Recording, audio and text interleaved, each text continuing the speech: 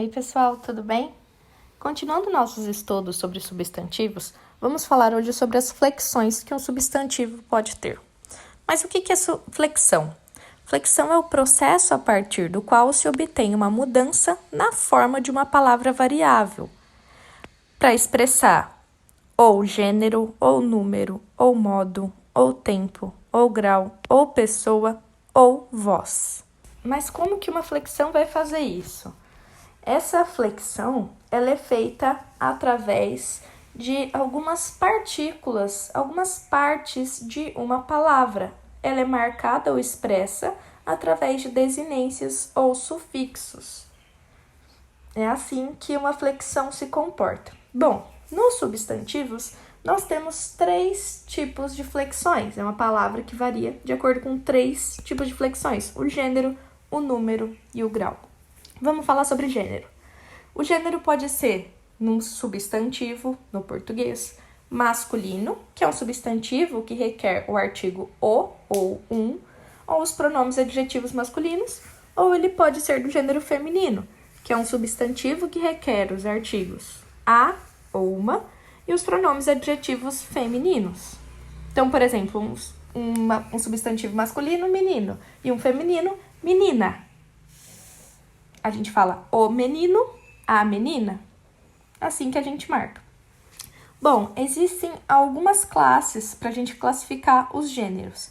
Os gêneros podem ser biformes, que são aqueles que apresentam 2 formas, uma masculina e uma feminina. Então, é uma palavra para falar do masculino e outra para falar do feminino. E tem os uniformes, que existem os sobrecomuns, o comum de 2 e os epicenos. Vamos falar mais um pouquinho sobre esses uniformes. O gênero sobrecomum é aquele em que o substantivo serve tanto para o masculino quanto para o feminino. Por exemplo, criança. A criança pode ser tanto um menino quanto uma menina. E no comum de 2 gêneros é quando uma palavra externa, geralmente o artigo, determina qual que é o gênero. Então, por exemplo, o substantivo é neném, mas eu só sei se é um menino ou uma menina, um neném feminino ou um neném masculino, pelo artigo o neném ou a neném. E também vão existir os epicenos. O que são os epicenos? É quando tem uma palavra, um único substantivo, e ele serve para os 2 gêneros. Só que a gente usa mais isso para animais. E a gente, quando quer diferenciar de que gênero é aquele animal, quando tem necessidade, a gente vai usar macho ou fêmea depois desse substantivo. Então, por exemplo, a gente falaria águia, tanto para o feminino quanto para o masculino. Só que a gente, se quisesse dizer que aquela águia é feminina, a gente falaria águia fêmea. Se quisesse dizer que é um macho, a gente diria águia macho. É assim que são classificados como gêneros os substantivos. Bom, agora vamos para as flexões de número. Os substantivos, eles têm 2 maneiras de serem classificados, de serem flexionados quanto ao seu número. Eles podem estar no singular, que é um substantivo que vai designar um único ser, ou então um único coletivo de seres. Por exemplo, cão, ou então lobo. E o plural, que vai ser aquele substantivo que vai designar vários seres ou coletivos de vários seres.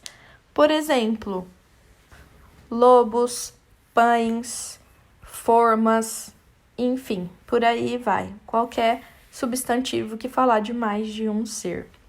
Bom, sobre as flexões de número nos substantivos, nós temos que dizer como que elas vão ser marcadas numa palavra, como que eu vou perceber que uma palavra é singular ou plural de acordo com a flexão.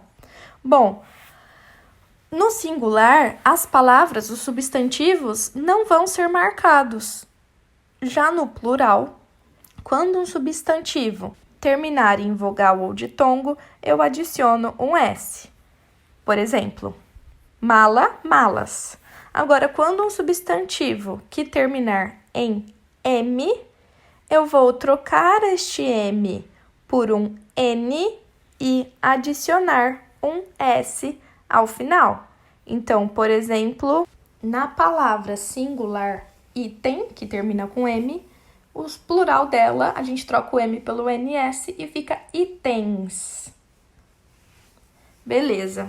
Existem outras regras. Quando um substantivo for terminado em ão, existem pelo menos 3 jeitos dele ficar no plural.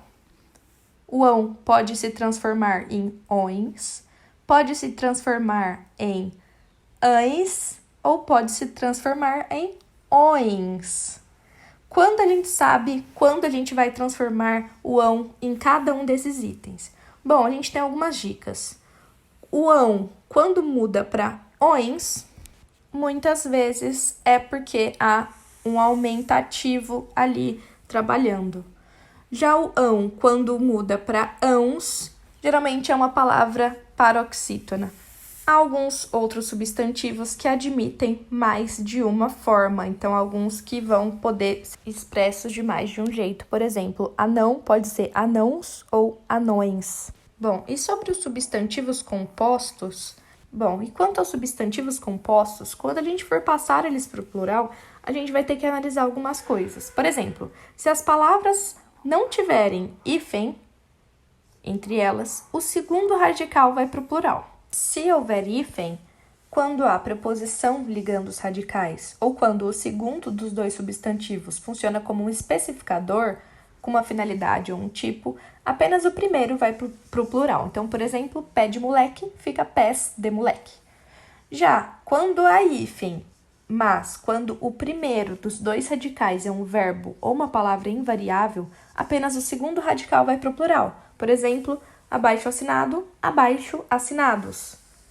E aí, por fim, quando há hífen e nos compostos formados por palavras variáveis, substantivo mais substantivo, substantivo mais adjetivo, adjetivo mais substantivo, ambos os radicais vão para o plural, obra-prima fica obras-primas.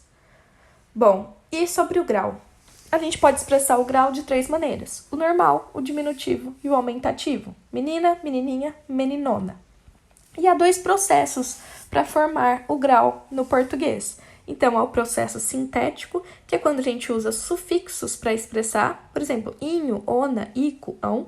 E o analítico, que é quando a gente vai adicionar um adjetivo para explicar esse grau. Por exemplo, inseto grande, inseto pequeno.